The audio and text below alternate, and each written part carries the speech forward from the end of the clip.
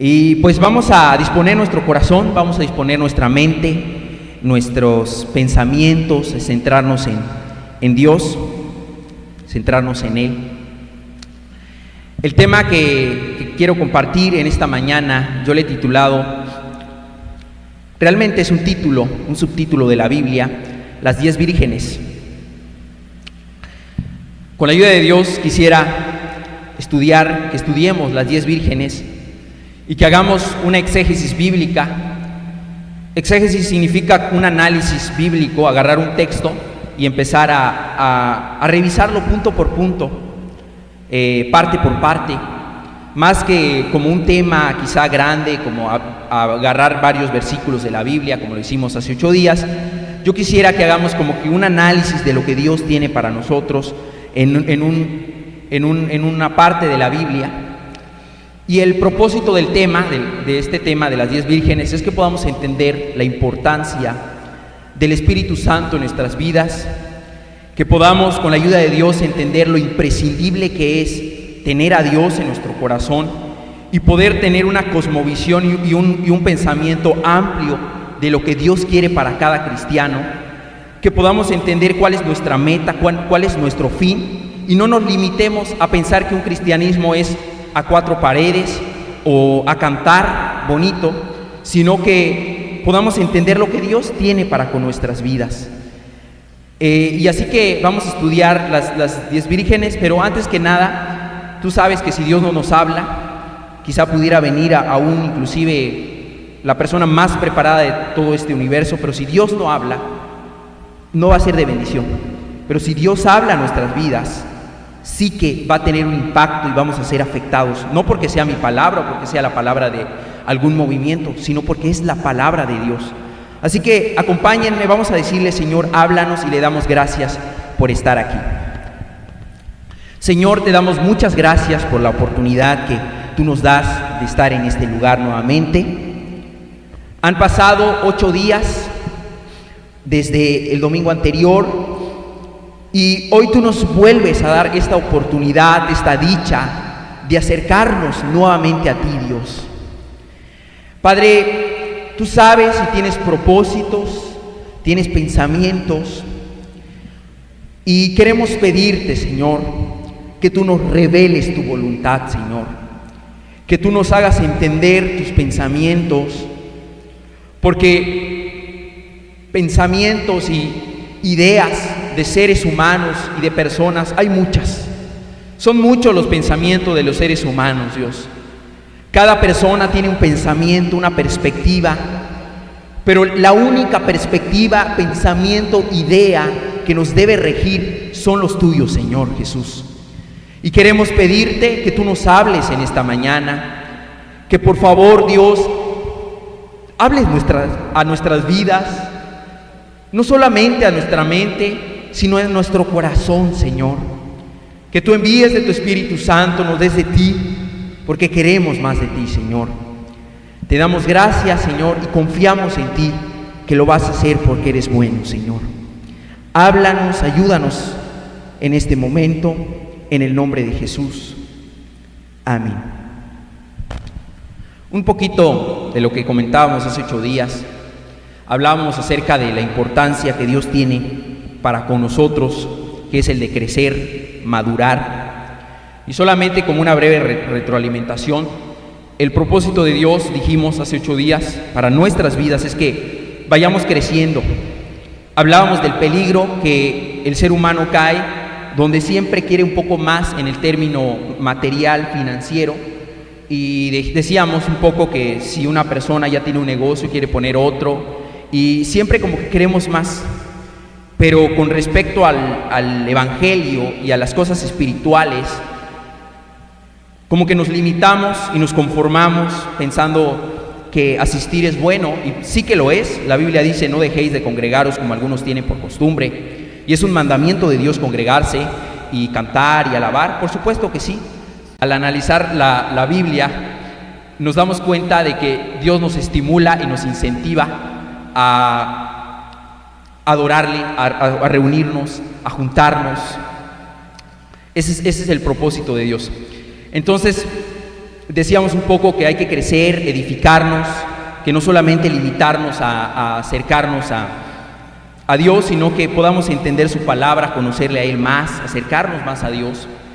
Y hoy quisiera que estudiemos un poco acerca de las 10 vírgenes, pero antes de ir a ese tema, antes de ir a Mateo 25, me gustaría que me acompañen a Romanos 6:22. Dice la Biblia: mas ahora que habéis sido libertados del pecado y hechos siervos de Dios, tenéis por vuestro fruto la santificación y como fin la vida eterna. Vamos a leerlo nuevamente. Mas ahora que habéis sido libertados del pecado y hechos siervos de Dios, tenéis por vuestro fruto la santificación y como fin la vida eterna. Hemos sido libertados, según Romanos 6:22, hemos sido libertados del pecado. Cuando hablamos de libertad, por consecuencia, la Biblia habla de ataduras o de cautiverio, porque para que yo pueda ser libertado de algo, tengo que ser cautivo primero y después libertado. En este caso dice que fuimos libres del pecado. Y me interesa y me llama mucho la atención, porque hay un concepto en la Biblia, o más bien son dos conceptos que están ligados, que es la de libertad y la de servicio. Porque después de que dices fueron libres del pecado, dice siervos de Dios, hechos siervos de Dios. Y esto es un poco fácil de entender, porque no debemos caer en la idea de pensar de que mi servicio a Dios es con lo que Dios me va a calificar. Si yo prediqué, si yo canté las alabanzas, si yo barrí, si yo ayudé en la congregación, si yo hice buenas cosas, Dios me va a salvar. Por supuesto que no, porque la salvación no es por obras. Pero sí que el servicio es una muestra de gratitud por la libertad del pecado. Y eso es importante entenderlo, porque dice, habéis sido libres del pecado y luego hechos siervos de Dios. Entonces, si yo soy libre, no puede haber una persona que diga, Dios me hizo libre del pecado, yo estaba mal delante de Dios, Dios me hizo libre, pero ahora pues yo no hago nada por Dios, yo no lo quiero servir, no lo quiero agradar, yo estoy bien así como estoy, me quedo en mi vida normal. No puede haber eso, porque es una muestra, el servicio a Dios, de la gratitud que tú tienes, de esa libertad que Dios te dio. Y no sé si a ti te han hecho un favor así de los grandes, que dices, este favor que me hizo esta persona, pues fue de una manera pues muy grande, fue algo que yo no podía hacer y me hizo. En mi caso sí, por ejemplo, yo siempre tengo algo muy presente y no creo que se me olvide nunca, porque sí me hicieron un favor una ocasión. Cuando yo iba a la universidad a estudiar, ya iba a terminar de las clases y me dicen, mira, tú no has estudiado una asignatura y no te vas a poder titular, no vas a poder terminar por una asignatura que no has estudiado. Yo no lo sabía, quizá en parte sí tuvo que ver, digamos que tuve un poco de culpa, pero yo creo que más es de administración, porque no me dijeron a mí. Y te quedas, ¿cómo va a ser si yo ya me esforcé, ya viajé, ya gasté mi dinero, ya hice todo, y ahora que yo no estudié una asignatura? Y pues es algo así que te impacta, ¿no? Que dices, ¿cómo va a ser?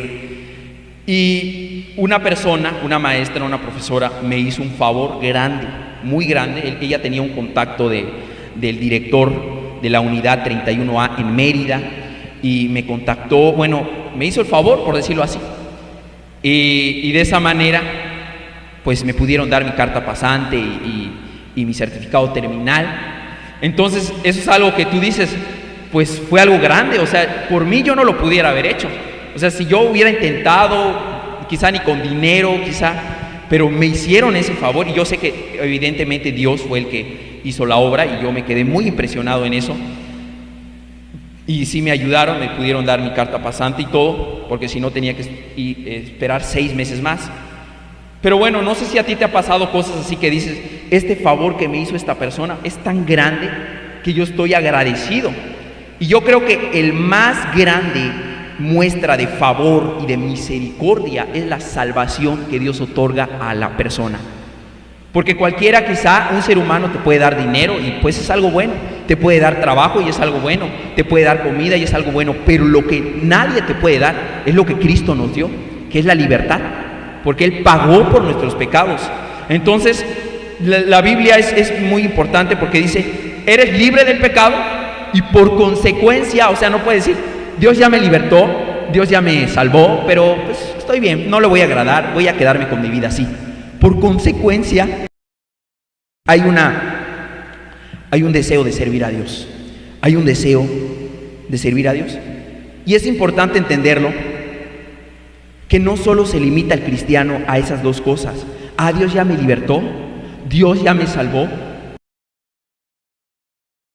Y pues así me quedo. Sino que dice, vamos a leer, tenéis por vuestro fruto la santificación y como fin la vida eterna. Tenéis por vuestro fruto la santificación y como fin la vida eterna. ¿Qué pasa después de que uno es libre? Hay un fruto, hay un anhelo de servir, de estar santificado, de apartarse para Dios y retirarse del pecado. Pero termina diciendo como fin la vida eterna. O sea, la Biblia, si tú te pones a analizar todo, la Biblia siempre te apunta a que debemos ver el final, que es la vida eterna, el cielo. Y si tú te das cuenta, Jesús dice en Mateo, no hagas tesoros en la tierra, sino en el cielo. Por ejemplo, Pablo le dice a Tito, aguardando la esperanza bienaventurada, el retorno de Cristo. O sea, cuando tú estudias, la Biblia sí habla de la salvación, sí habla del servicio, pero todo apunta a que hay un final, y es lo importante que debemos de entender. Aparentemente, como que la Biblia dice, tus pies deben estar en la tierra, pero tu corazón y tus ojos en el cielo. Tú debes de esperar algo más, no te debes de conformar aquí nomás, sino que debes buscar a Dios, debes anhelar a Dios, y una búsqueda genuina, fundamentada de Dios. Porque también hay gente que busca a Dios por razones incorrectas. No sé si se acuerdan, dice la Biblia en los evangelios, que Jesús hacía milagros y Él multiplicaba los panes y hacía diversos milagros, pero la gente buscaba a Dios por comida. Porque como yo como con Jesús, decía la gente en aquella época, pues voy a seguirlo. Pero cuando tú buscas a Dios porque lo amas, Dios te dice, mira, tú estás buscándome, pero tú ten en cuenta que todo esto se va a acabar, que somos materia, que somos polvo y que algún día va a venir, va a llegar la vida eterna, va a llegar Cristo, y debemos siempre como que apuntar, siempre pensar en esas cosas. Y es un poco difícil porque nosotros nos movemos aquí en trabajos, en estudios, en compromisos, pero siempre debemos de tener en cuenta que el propósito es llegar al cielo, es tener una esperanza firme, segura, y de que las promesas de Dios son fidedignas. Es digno de confianza, digno de fe, y que si Cristo dijo que va a regresar y hay una vida eterna, hay un cielo, es que va a pasar. Ahora sí vamos a ir de lleno al tema. Mateo 25, por favor, capítulo 25, versículo 1. Dice, entonces el reino de los cielos será semejante a 10 vírgenes que tomando sus lámparas salieron a recibir al esposo. Ya explicamos un poco que el propósito de Dios es que nosotros tengamos de Él y que siempre apuntemos y siempre nos centremos y pensemos en que hay algo más, de que no somos únicamente, que no solamente nos vamos a quedar eternamente aquí, sino que hay algo más. Entendiendo esto, ahora sí dice, el reino de los cielos será semejante a 10 vírgenes que tomando sus lámparas salieron a recibir al esposo. Esta es una parábola, no es una historia. En la Biblia hay diferentes tipos de relatos. En la Biblia aparecen historias, aparecen, si no me equivoco, hay una fábula también, cuando Dios dice que los árboles hablaban en el Antiguo Testamento. y también hay parábolas. Son tres tipos de formas de narrar. La historia ya sabemos que es algo verídico, es algo real, que pasó. Y normalmente en la Biblia, cuando trae historias, hay fechas, lugares y nombres. Por ejemplo, en el año 500, el rey Nabucodonosor en Babilonia, es una historia. Las fábulas, pues, en la Biblia, si no me equivoco, hay una fábula también. No quiere decir que la Biblia es fábula, sino que Dios permitió que se narrara algo así para dar un mensaje. Pero la fábula, pues, sabemos que son narraciones en la cual los personajes irracionales toman adjetivos calificativos de racionales. Por ejemplo, un árbol habla, un perro habla, un gato habla con el ratón, y ese es un tipo de narración.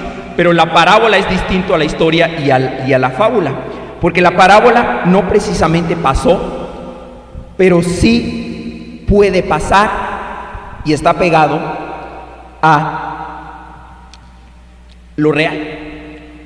Mateo 25 hay una parábola, y es la única parábola que se encuentra en Mateo. No está en otro libro de la Biblia. Y dice que el reino de los cielos será semejante a 10 vírgenes que, tomando sus lámparas, salieron a recibir al esposo. La palabra virgen es una palabra que dice que es una muchacha que es soltera, que no está casada. Nos da la idea de que es una hija, que es una doncella. Y la Biblia dice, el reino de los cielos es como 10 vírgenes, como 10 muchachas que no estaban casadas.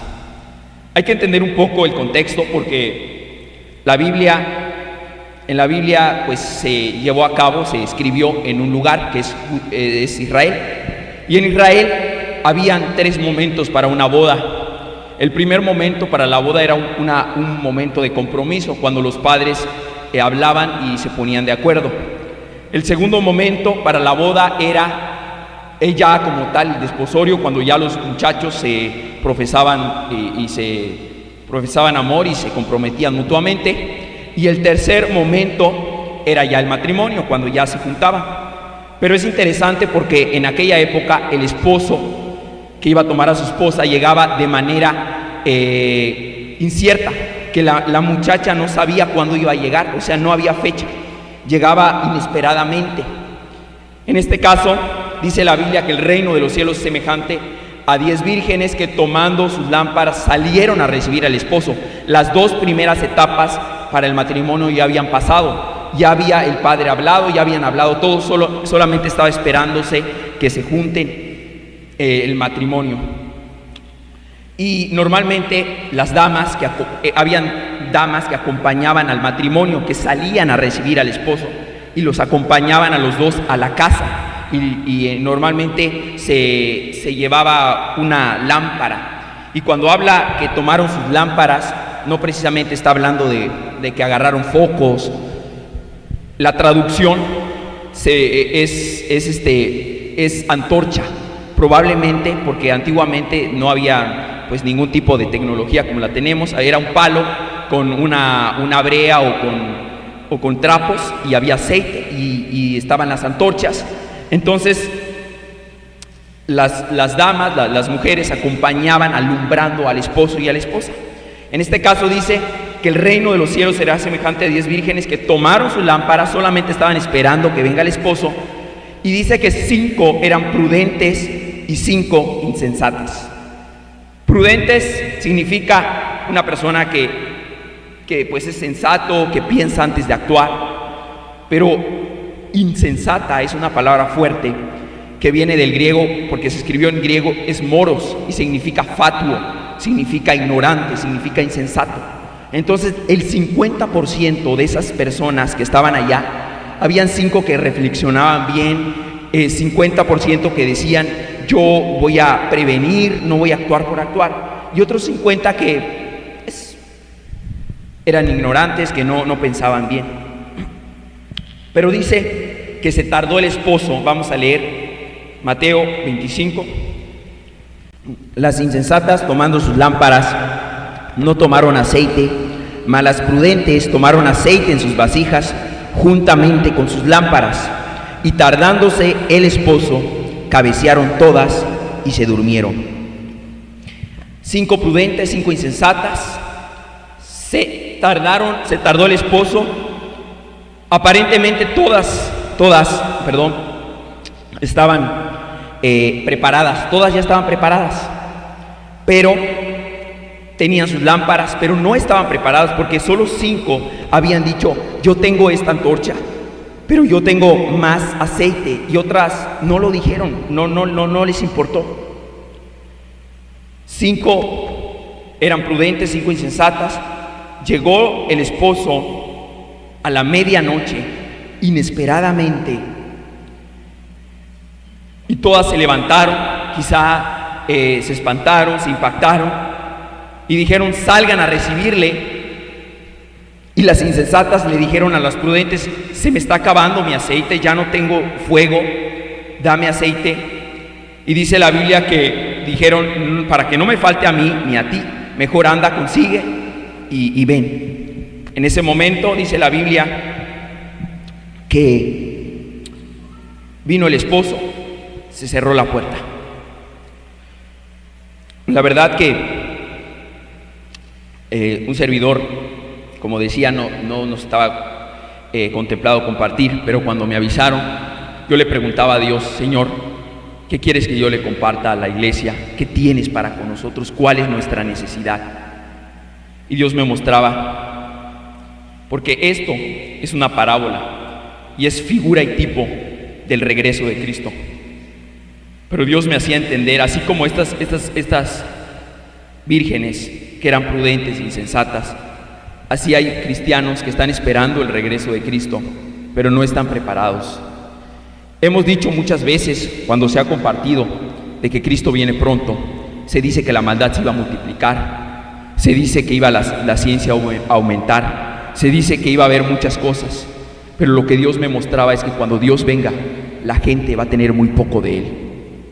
Cuando Dios venga, hablando del... porque esto no es para un borracho, no es para alguien que está en el mundo, sino que cuando Cristo venga, la gente va a tener poco de Él, poco de Dios va a tener, porque el aceite simboliza el Espíritu Santo. Entonces, estas vírgenes no tenían el aceite, que es ejemplo del Espíritu Santo, y cuando vino, el esposo no les dijo: miren, ¿saben qué? Porque vamos a leerlo, vamos al 10. Pero mientras ellas iban a comprar, vino el esposo, y las que estaban preparadas entraron con él a las bodas, y se cerró la puerta.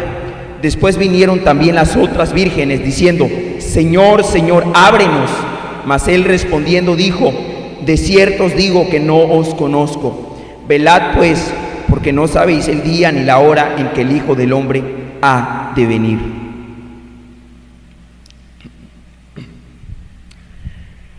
Cuando Cristo venga, no le va a reprochar a la gente cristiana su pecado, quizá en el sentido de que es que tú fuiste un borracho, es que tú fuiste un adúltero, es que tú hiciste cosas horribles. No, el punto aquí no es que si tú hiciste cosas muy malas, el punto aquí es que la gente, estas personas no tenían el espíritu, no tenían el aceite, y en nuestra época es el Espíritu Santo. Ese es el punto. El punto es que nosotros como cristianos debemos tener de Dios, buscarle a Él. Y mucha gente en esta época, yo lo he visto, aparentemente hay muchas cosas que han mejorado. Hoy, en esta época, tenemos muchas congregaciones, hay muchos locales con techo, con focos, con equipo de sonido, pero lamentablemente la gente que se reúne tiene poco de Dios. Antiguamente, hermano, no habían así como congregaciones en cada lugar. Cuando el apóstol Pablo, cuando empezó el cristianismo, las cosas, hermano, no eran así como nosotros. No tenía bocinas, no había guitarra, no había bajo, no había batería, no había quizá luces. Eran casitas donde la gente se encontraba, pero tenían de Dios. Y en este punto nosotros debemos pensar y decir: realmente Dios vive en mi corazón, porque lo que Dios nos va a demandar es el Espíritu Santo. En este punto 5, aparentemente las 10 estaban bien, las 10 eran vírgenes. Aquí no dice 10 pecadoras, 10 vírgenes, 10 personas que se comportaban bien, pero solo la mitad tenían el Espíritu en su corazón. ¿Y cómo puedo saber que yo tengo el Espíritu Santo? La Biblia dice: el fruto del Espíritu es amor, gozo, paz, paciencia, benignidad, bondad, fe, mansedumbre. Y cuando tú haces un análisis del Espíritu Santo, el Espíritu Santo en la vida del creyente es como una luz que alumbra. Dice la Biblia que nosotros somos la luz del mundo. Entonces, si mi vida no está alumbrando a mi familia, no está alumbrando a la gente que me rodea, no estoy siendo buen ejemplo a Dios para la gente, no estoy dando un buen testimonio de Dios, al contrario, la gente ve en mí y ve que soy quizá una persona que solo soy un hipócrita, o a lo mejor nomás me digo cristiano y no lo soy. Si no hay realmente esa luz, es que no tengo el Espíritu Santo. Porque cuando el Espíritu Santo está en una vida, alumbra, de verdad que es de bendición, de verdad ves a esa persona y te anima a seguir, te anima a luchar, te anima a seguir adelante, a seguir a Dios. Pero hoy en día la gente solo se conforma, como yo decía: Dios ya me salvó, yo quizá ya no peco como antes y estoy bien. Pero el Espíritu Santo, hermano, el Espíritu Santo es importante en nuestras vidas, que Dios habite en nuestro corazón. ¿Cómo más sé que tengo el Espíritu Santo? La Biblia dice: el fruto del Espíritu es amor. Y no es un amor nomás decir Dios te amo, ya tengo el Espíritu Santo. No, el amor del Espíritu Santo es un amor que se da, es un amor que se ve, que cuando una persona conoce a Dios, vas a ver su vida que sirve a Dios, que nadie le diga está dispuesto a hacer lo que Dios dice. Por amor a Dios se aleja del pecado, por amor a Dios vive en santidad, por amor a Dios hace lo que le corresponde, lo que le dice, obedece, busca a Dios, está consagrado. La pregunta es si de verdad tenemos el Espíritu en nuestro corazón, si Dios habita en nosotros. ¿O no será que solamente pensamos: yo ya no peco tan mal? Porque esto no es para la gente del mundo, no es para que yo me pare en una calle, en una cancha, y yo les diga a la gente: Dios viene, hay vírgenes. La Biblia dice que va a ser como 10 vírgenes. No, esto es para la iglesia, para la gente que se dice cristiana. Que la gente que se dice cristiana no está teniendo a Dios, de verdad, no tiene el Espíritu Santo. Y porque no tiene el Espíritu Santo, no está consagrado, se da permisos, hace cosas indebidas entre cristianos. No están amando a Dios, no se ve. Hermanos, es algo notorio. Cuando tú tienes el Espíritu en tu corazón, no es como la gente piensa. Hay gente que dice: el Espíritu Santo es como algo que quema y me voy a poner a temblar. Una vez, un amigo de la secundaria me invitó a un templo. Me invitó a su reunión y accedí, fui con él. Se compartió cómo ser lleno del Espíritu Santo. Después de que compartió este joven la palabra, dijeron si alguien quería ser lleno del Espíritu Santo, y invitaron a que pasen al frente. Y mi amigo me dijo: ¿quieres que ore por ti el pastor?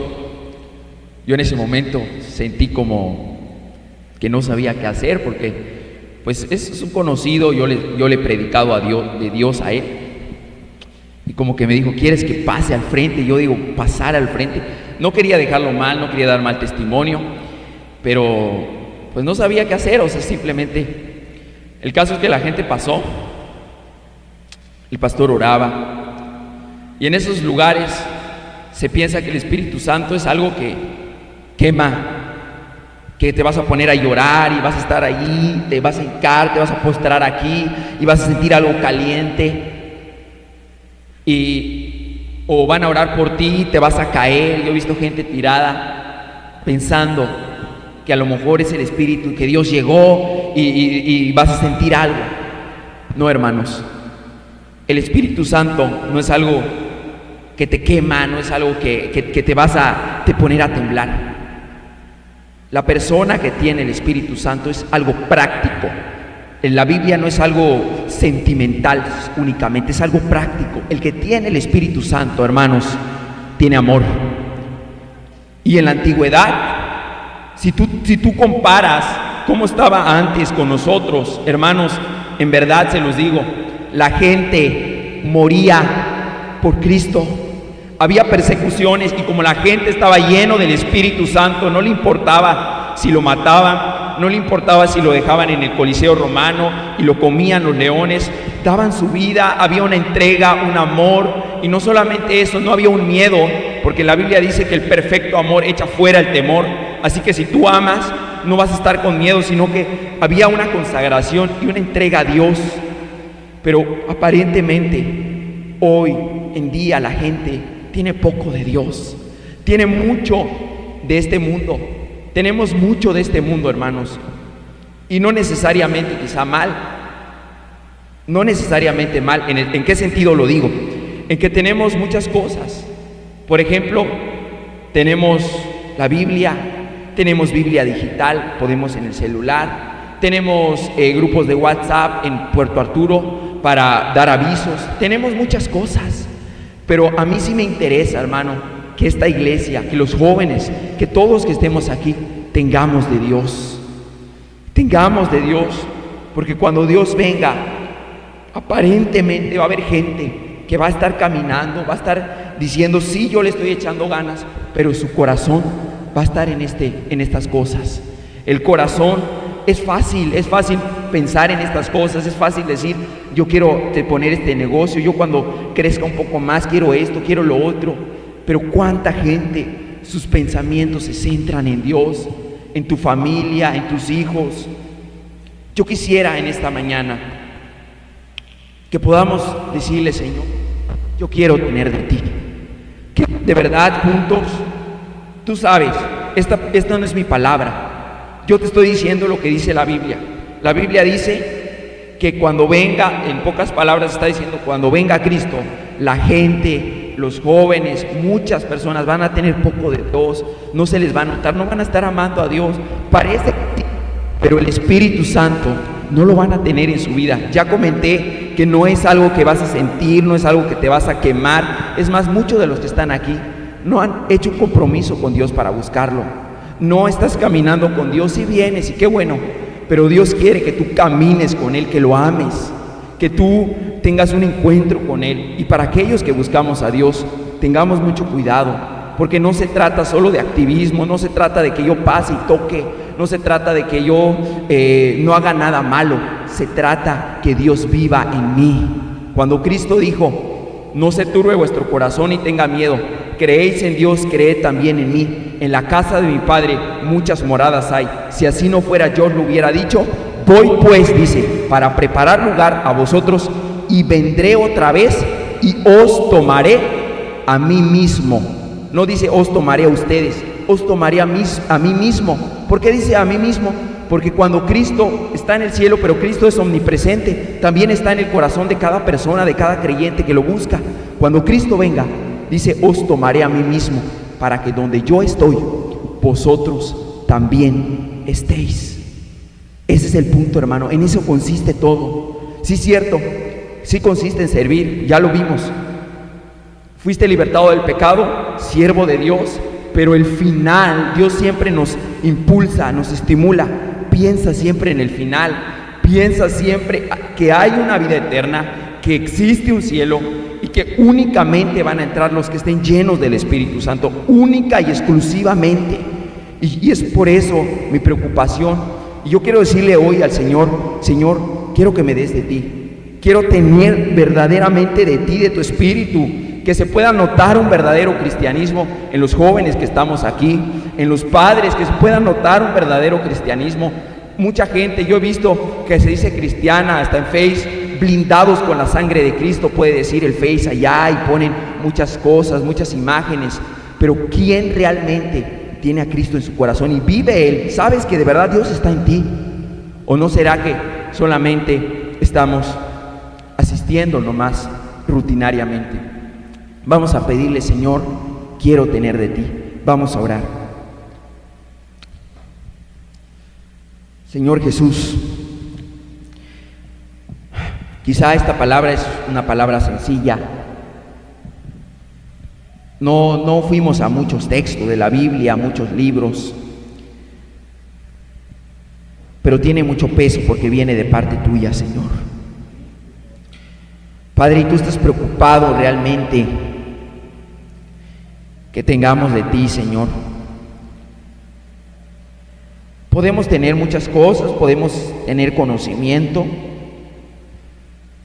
Hay mucha gente que tiene mucho conocimiento, que sabe de los 10 mandamientos, sabe de la ley, sabe de lo, como dice, grande es el misterio de la piedad. Cristo fue predicado, fue resucitado, lo sabe todo, Señor.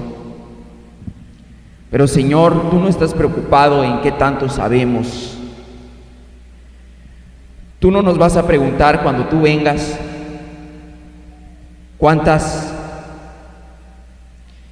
a cuántas personas o a cuántas iglesias fuimos a predicar. Antes de que tú veas en nosotros si tomamos cursos para predicar o tomamos cursos para tocar la alabanza, tú no vas a ver eso en nosotros, Señor. Tú te vas a dar cuenta si realmente tenemos de ti o no. O solamente tenemos un conocimiento intelectual amplio, pero no tenemos una relación personal contigo, Señor. Padre, yo realmente estoy preocupado porque quizá yo tengo conocimiento de la Biblia, pero no me sirve de nada eso, Señor. Lo que me sirve es tu presencia, Señor. Padre, ¿cuántos de los que están aquí, Señor, tienen de ti?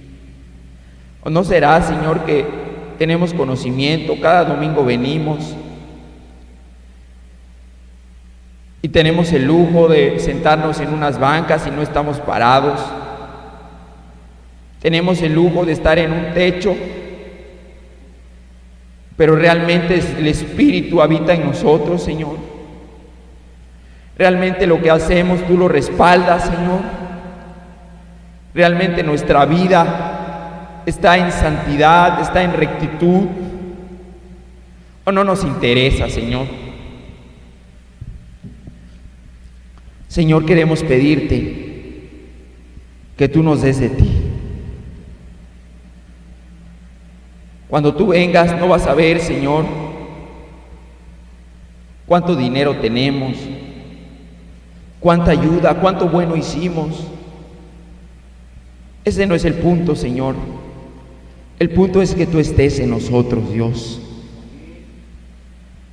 ¿Cuántos de los que están aquí, Señor, realmente tienen de tu Espíritu Santo? ¿Estamos llenos de ti, Señor? Yo te quiero pedir en esta mañana, Señor, que tú nos acompañes en nuestra vida. ¿No será, Señor, que nos hemos vuelto ligeros? Nos hemos vuelto, Señor, pues nos hemos acostumbrado a las cosas de este mundo, nos hemos conformado a este siglo. Y en vez de que nuestros intereses sean tus intereses, nuestros deseos realmente son carnales. Señor, ¿cuántos de nosotros estamos en una búsqueda de ti? Señor, yo creo a tu palabra. Hay algo más, Señor. Y queremos, Señor, que tú nos llenes de ti. Llénanos de ti, Señor, por favor.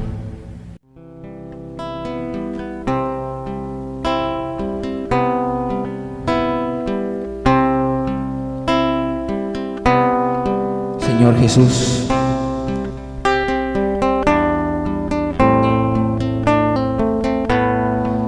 de verdad que queremos de ti, Señor.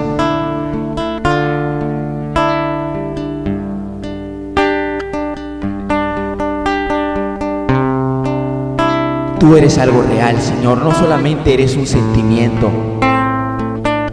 Tu palabra dice que el justo vive por la fe.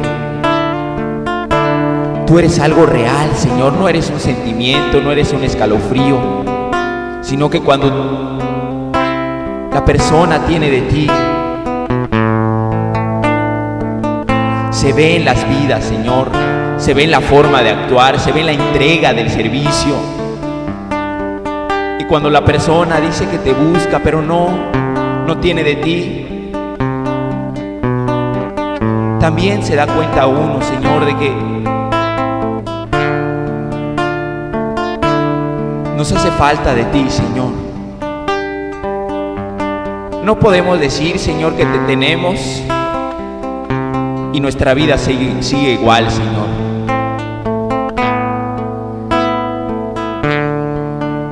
Porque tú, Dios, cuando llegas,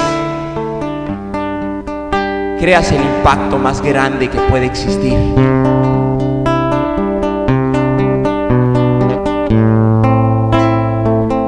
Hermanos, no fue muy larga la enseñanza, pero si de verdad te sientes necesitado de Él, si en verdad quizá no fue tan compleja la enseñanza, pero si tú escuchas la voz del Espíritu Santo que se ha dado cuenta que en estos tiempos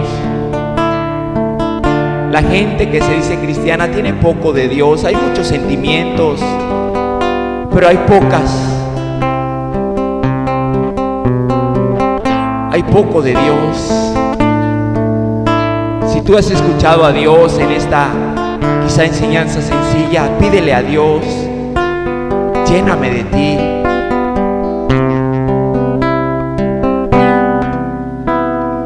Ven, Santo Espíritu, te llamamos. Ven, Santo Espíritu, te llamamos a ti. Ven, Santo Espíritu, te llamamos a ti. Ven con tu don, edifícanos. Ven con tu verdad, dando gloria a Dios, y guíanos, condúcenos, acompáñanos. Padre, los que te servimos, los que se dice que te conocemos, debemos preguntarnos si realmente tú estás en nosotros, si nuestra lámpara está encendida, si estamos llenos de tu Espíritu, si lo que nos has encargado, nuestro servicio que hacemos, también tú lo respaldas, o solamente son esfuerzos humanos, Señor. Queremos de tu Espíritu Santo, Señor. Padre, cuánta gente inclusive no te ha buscado, no ha querido comprometerse contigo, Señor. Padre, si estamos aquí, el punto no es venir a buscar bienes materiales, venir quizá a buscar dinero, no, el punto es buscarte, Señor. Por eso estamos aquí, y tú quieres que tengamos de ti, que no nos conformemos, Señor. Tú has visto que si comparamos la iglesia, Señor, primitiva con esta época, Señor, ya no es lo mismo, Señor. La gente antes daba su vida por ti, no le importaba, no tenía temor, tenía valor, Señor. Tenía las agallas que tú le dabas en el Espíritu, Dios, para hacer tu voluntad, para vivir lejos del pecado. Quizá hoy nos cuesta, Señor, hacer lo que tú nos pides. Queremos de tu Espíritu Santo. Quizá hoy a la gente le cuesta, Señor, dejar lo malo, levantarse para buscarte. Hoy a la gente le cuesta, Señor, y antes la gente daba su vida por ti, Señor. Señor, solamente tú nos puedes ayudar. Ven, Santo Espíritu, te llamamos.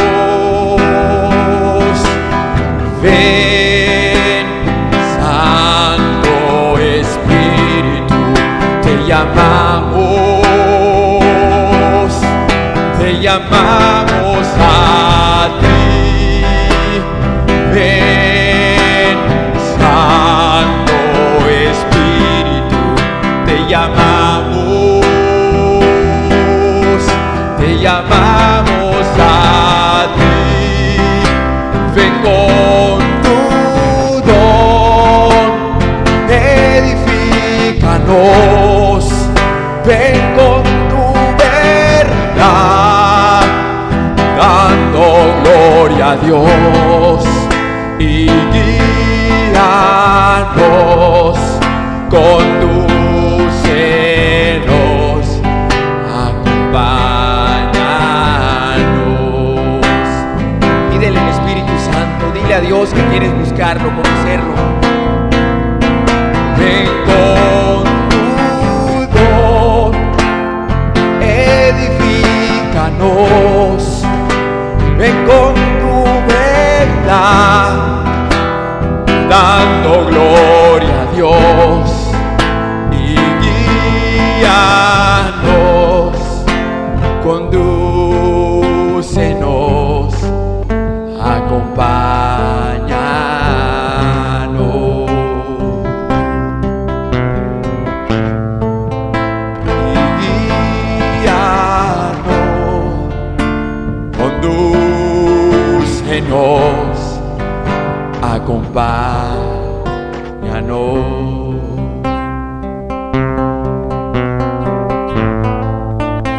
Y guíanos, condúcenos, acompáñanos. Señor, te necesitamos realmente en nuestras vidas. Te necesitamos, Señor, para vivir lejos del pecado. Te necesitamos para hacer tu voluntad, Señor. Para ser valientes y levantarnos y agradarte a ti. Te necesitamos, Señor, para ir en contra de la corriente de este mundo y hacer tu voluntad, Señor.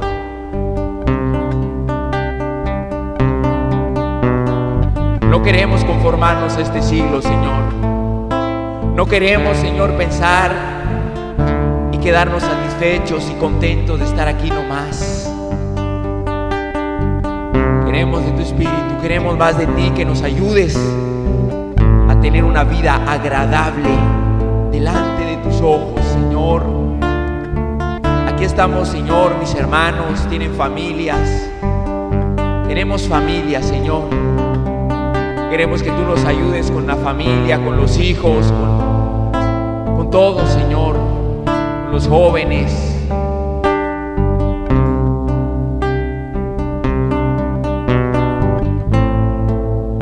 Y guíanos, condúcenos, acompáñanos. Guíanos, Señor. Ayúdanos a buscarte. En el nombre de Jesús, Señor, ayúdanos a seguir adelante. A que aunque nuestros pies estén en esta tierra, nuestro corazón y nuestra mente pueda estar contigo, Señor, deseando hacer tu voluntad. Ayúdanos, Señor. Gracias por tu palabra. En el nombre de Jesús.